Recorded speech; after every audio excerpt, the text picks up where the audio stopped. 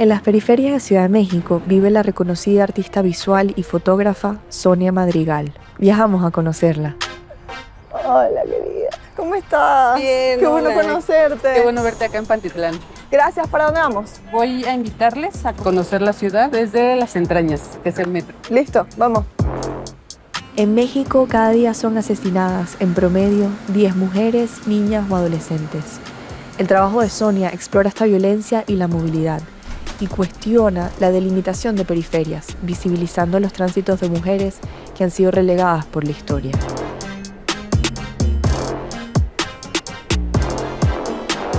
Sonia Madrigal, estamos juntos en el transporte público de la Ciudad de México, en el metro. Y tengo que decir que la primera vez que me monté, sentí una energía diferente y es que no me había fijado que estaba en el vagón de las mujeres. Sí, justo ahora estamos ahí. Y cuéntame por qué se instaura una política así en el transporte público de la ciudad. Bueno, justo por esta cantidad de acoso, de violencia, de distintos tipos que hay hacia la mujer en el transporte público. Era una manera de poner el tema sobre la mesa y de buscar, ¿no? De iniciar a buscar una solución o quizá medidas de cómo abordar esto. ¿Y por qué decides enfocar una parte tan importante de tu trabajo fotográfico en el transporte y la movilidad urbana, pero específico para mujeres? Al inicio de mi trabajo yo hablé en general de transporte público, pero una intuye que hay algo que no estás contando, ¿no? Yo decía, bueno, ¿cómo cuento que me tengo que ir maquillando, que me tengo que cambiar de zapatos, que siento miedo, si es ya muy noche? Que no era el mismo miedo que puede experimentar un hombre, ¿no? Claro. O sea, entonces estas dimensiones únicas de ser mujer en el transporte, claro. Y era necesario, ¿no? que lo enfocara en ese sentido, que hiciera sí, que tuviera esta visión y esta perspectiva también.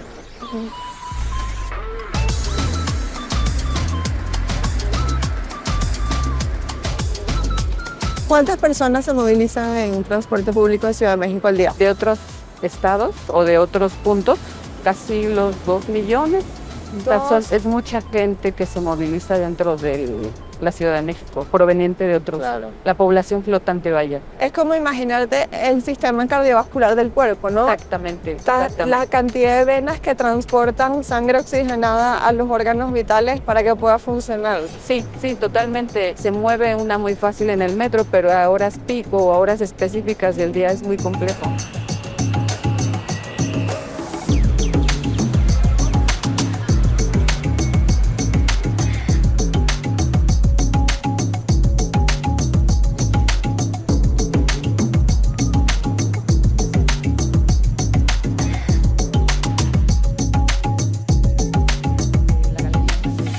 Sonia, entonces estamos en Ciudad Neza, que está en el Estado de México, que rodea a la Ciudad de México, pero no es propiamente parte de Ciudad de México, aunque está al lado. ¿Qué me puedes contar sobre Ciudad Neza y sobre el asentamiento de tu familia aquí? Sí, justo Ciudad Neza es uno de los municipios que conforman el Estado de México, que a su vez el Estado de México rodea a la Ciudad de México. Es una ciudad relativamente joven, se funda en el 63. Entonces, mi familia, aunque no fue de los fundadores, sí llega como a finales de los 60, inicio de los 70, entonces es como de los primeros habitantes. Y mucha gente, justo Ciudad Neza se conforma por gente que venía buscando la posibilidad de tener un territorio propio, una casa propia de la Ciudad de México. Bueno, vienen de la Ciudad de México, pero también vienen de otros estados de la República, como Puebla, Tlaxcala. Es así que se conforma Ciudad Neza por mucha gente que viene de otros estados buscando mejores posibilidades. Exactamente, oportunidades de vida, ¿no? Y cuando llegan, ¿qué encuentran? ¿Qué ve aquí? Cuando la gente llega aquí se da cuenta que no había nada, o sea, en realidad llegan a terrenos baldíos, solamente estaban divididos por algunos señalamientos, pero no había nada. ¿Qué ha implicado ser de Neza para ti? Ser de un lugar lejano. Cuando sales de Neza es cuando te das cuenta todo lo que implica, cómo es vista mi ciudad fuera. ¿Y cómo es vista? Pues casi siempre con connotaciones negativas, con cuestiones, con prejuicios, y no es que no existan, sino que solo se nos reduce a eso, ¿no? Como habitante de Ciudad Neza es como vive solo en una ciudad violenta, ¿no? Entonces, una se acostumbra a decir que vive lejos, ¿no? No mencionas ni siquiera que eres de Nesa. Ahora, tú decides estudiar informática. Así es. Ahora estamos en un estudio de fotografía, ya vamos a hablar de ese camino. Pero te vas a la UNAM y para llegar a la UNAM te lanzabas como 2 horas y media de ida, 2 horas y media de regreso, 5 horas en transporte al día. Es como un mediodía para la mayoría de la gente de trabajo. Entonces te vas para allá, te mudas a Ciudad de México, pero ahora regresas a Ciudad Neza. ¿Por qué ese retorno a casa? Cuando yo estudié informática, me tocó ir a CEU, a Ciudad Universitaria, al sur de la Ciudad de México. O sea, yo sabía que cuando entrara al bachillerato y luego a la universidad iba a implicar ese desplazamiento. Lo asumí, es como algo normal que la gente de aquí tenemos como entendido. Quien lo ve diferente es cuando tú empiezas a enfrentarte y cuentas de dónde eres y que platicas que te haces más de 2 horas, a veces 5 horas y a veces más. Es cuando ves que eso no es normal, ¿no? Que claro, la gente no tiene que ir a estudiar a otro lugar que le quede tan lejos. Cuando empecé a estudiar fotografía, cuando me pidieron la primera vez que me preguntaron ¿de qué vas a hablar? Era lo que el maestro que nos dio esa primera clase justo nos recomendaba, como hablar de lo conocido, de lo cercano. Entonces yo hablo como de este regreso, aunque nunca salí de esa, porque es un volver la vista a mi ciudad desde otra perspectiva, ¿no? Es como este encuentro, había dejado de estar en esa porque prácticamente estaba todo el día afuera. Claro. Salía a las 5 de la mañana, regresaba como a las 10 de la noche. Wow. Entonces, en realidad, no estuve en mi ciudad durante... No hacías vida en la ciudad. No hice vida aquí. Entonces, justo era como desconocido el territorio para mí. Cuando empecé a hacer fotos, cuando traslado la vista acá.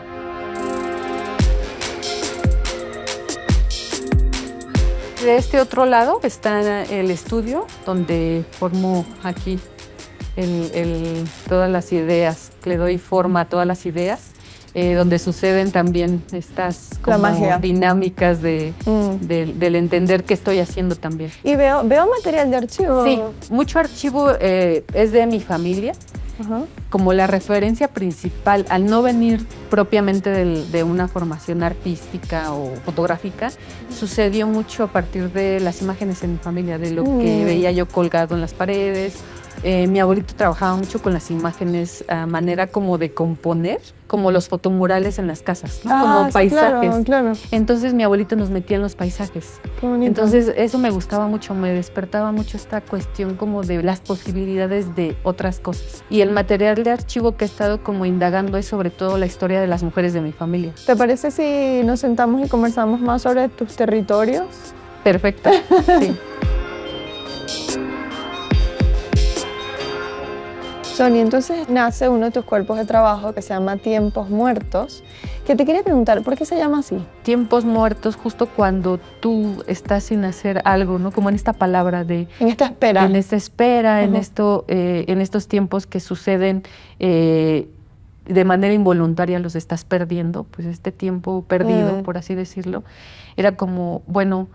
Yo he hecho estos viajes durante muchos años. De 5 horas, de 4 horas, de 3 horas. Y que recuerdo que yo, pues, comes, duermes, haces tareas, haces muchas actividades dentro del transporte.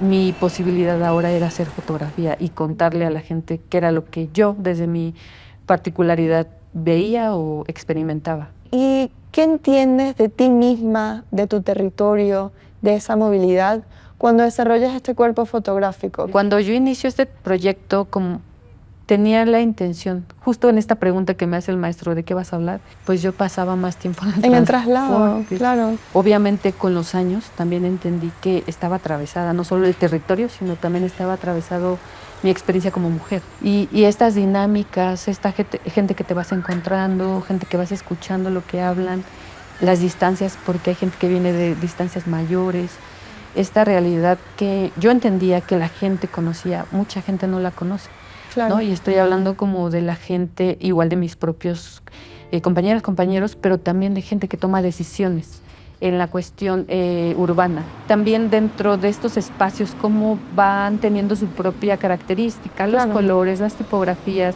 los vehículos, ¿no? El metro, las combis, los microbuses, toda esta dinámica, el transporte también, el informal, que es como visitaxi, mototaxi.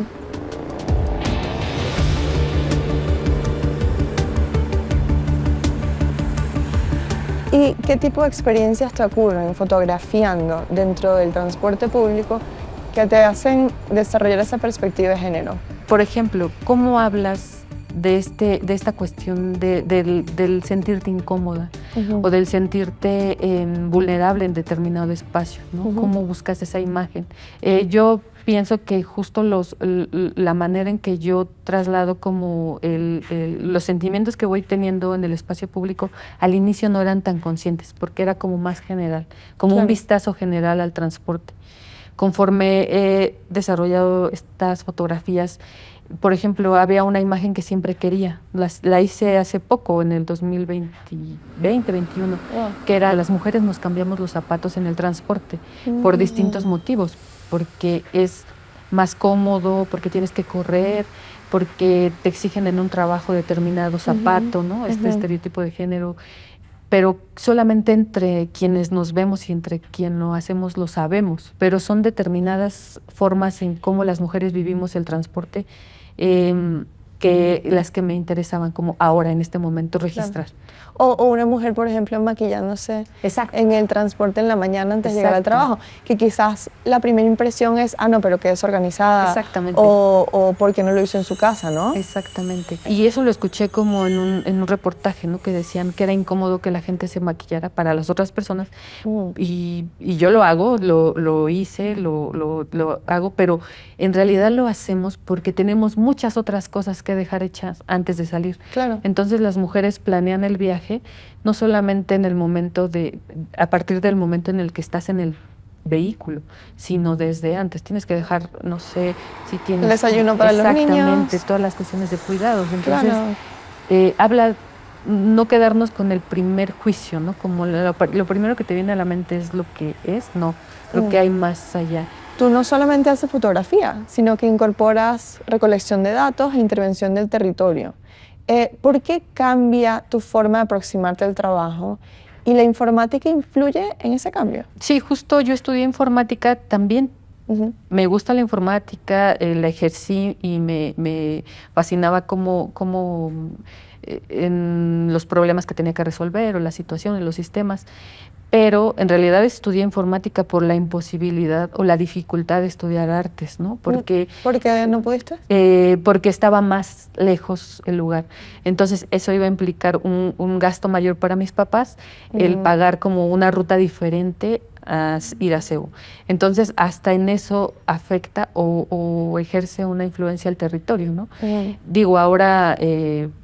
también porque no tenías tantas referencias de gente que estudiara arte o diseño, fotografía, ¿no? Siempre es como profesiones que siguen siendo profesiones que te dicen que pues no vas a vivir de eso. Claro. Entonces, esta idea me hizo también tomar la decisión de estudiar informática y ejercerla durante algún tiempo. Cuando incorporo todas estas experiencias que había tenido desde la informática, cuando haces también esta incorporación de los propios viajes, otras cosas que vas experimentando en tu vida y decir, quiero que todo esto permee, claro. Porque sí hay veces que mentalmente tenemos unas fronteras de decir, esto no, incluso me siento mal por no seguir estudiando informática o porque no pude estudiar artes o fotografía desde el inicio. Claro. Entonces es una reconciliación con una misma de decir... El híbrido. Exactamente. Sí. Ahí es cuando viene este híbrido y decir, la informática me ayuda a ser muy estructurada, la informática me da esta parte estructurada, me da esta posibilidad de siempre estarme informando de lo que yo hablo, tratarme de documentar, que eso lo traigo mucho de la informática, pero también estas posibilidades, por ejemplo, en La muerte sale por el oriente, de incorporar el mapeo digital, ¿no? Que de alguna manera sí veía yo cómo un mapa puede ser una imagen al final, ¿no? Si yo te digo que aquí sucedieron estos feminicidios, al final se vuelve una imagen. Claro. Que también está este cuestionamiento hacia cómo hacemos la imagen, cómo producimos la imagen. Era otra posibilidad, ¿no? Siempre buscar otras posibilidades de contar pues la misma historia. Claro, porque piensas en una fotografía y en un mapa y ambas son representaciones del espacio, de la realidad, solo que una es más abstracta y la otra quizás es más figurativa.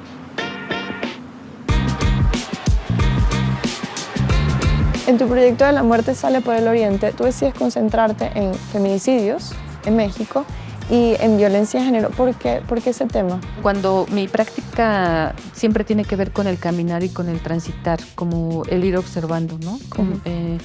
Y cuando yo me enfrenté en el 2014 que empecé a trabajarlo, no tenía pensado esto, sino yo estaba como caminando por alguna ruta que a mí me llamaba la atención, por todas las construcciones que yo veía y todo el paisaje urbano.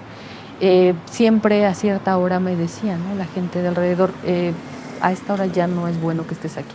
Y yo lo asumía, ¿no? Claro, me tengo que retirar. Y era eso constante, hasta que llegó un punto en que dije, esto me está afectando porque incluso mis ideas siempre están, se ven afectadas o están como mermadas por esta situación.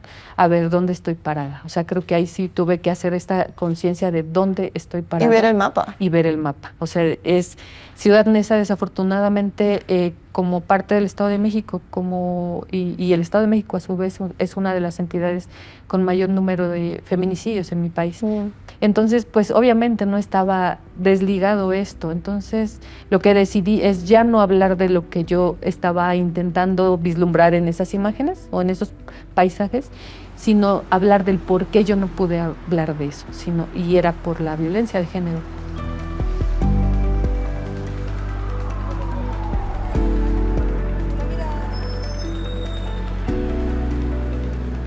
Y lo que decidí fue al inicio no producir imágenes de inmediato, ¿no? Porque la manera es como, bueno, sales, haces, observas y empiezas a producir imágenes. No, yo sí me detuve mucho tiempo porque, en primer lugar, porque creo que tenía esta referencia de la nota roja y de cómo es abordado esta situación en los medios, casi siempre exponiendo el cuerpo de las mujeres. A mí me parecía como que la imagen que yo lanzara tendría que estar como pues muy pensada, ¿no? Tenía hasta un poco como de miedo de cómo iba a producirlo, de decir, es mucha la responsabilidad, pero es la urgencia de hablar.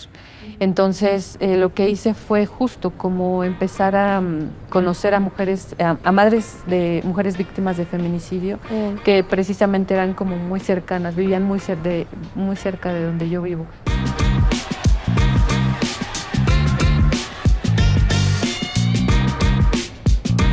Después también hice esta intervención con un espejo en la que yo voy colocando este espejo en el espacio público, que fue una silueta de mujer. Y la intención era provocar, no quería digerir, no quería que la imagen estuviera tan digerida hacia quien la viera, sino quería provocar algo, ¿no? Preguntas, quizá muchas preguntas, quizá ninguna respuesta. Cuando yo empezaba a escuchar de los feminicidios se hablaba de Ciudad Juárez, ¿no? Y que a veces lo ves tan lejano que solamente sucede en determinados... Es un problema de allá, exactamente, no de aquí. Siempre es un problema de allá, de la otra, del otro, ¿no? Nunca somos parte de... Entonces también el espejo intenta hacer eso, ¿no? Es decir, siempre que tú ves un espejo, ves tu reflejo, esperas ver un reflejo. Entonces, cuando la gente, obviamente es una imagen, pero de inmediato te hace parte de... Claro. Te invita a verte dentro del espacio sí, de ti mismo. Exactamente. Claro. Y vivimos en una estructura social, no estamos lejanos, nada nos va a separar de eso, ¿no? Obviamente hay circunstancias específicas de distintos territorios, pero desgraciadamente estamos ahí, ¿no? Entonces era esa la intención. ¿Qué te parece si nos vamos al mercado de Ciudad Neza entonces, para ver un poco esas dinámicas y para verte trabajar? Perfecto, claro que sí.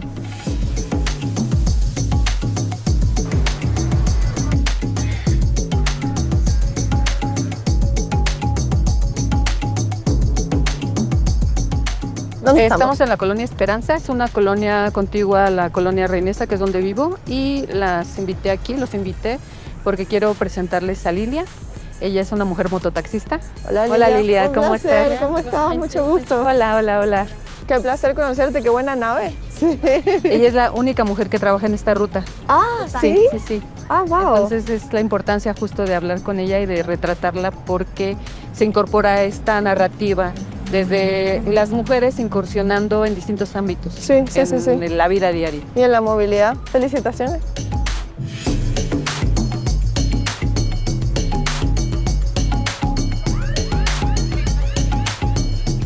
La última ya.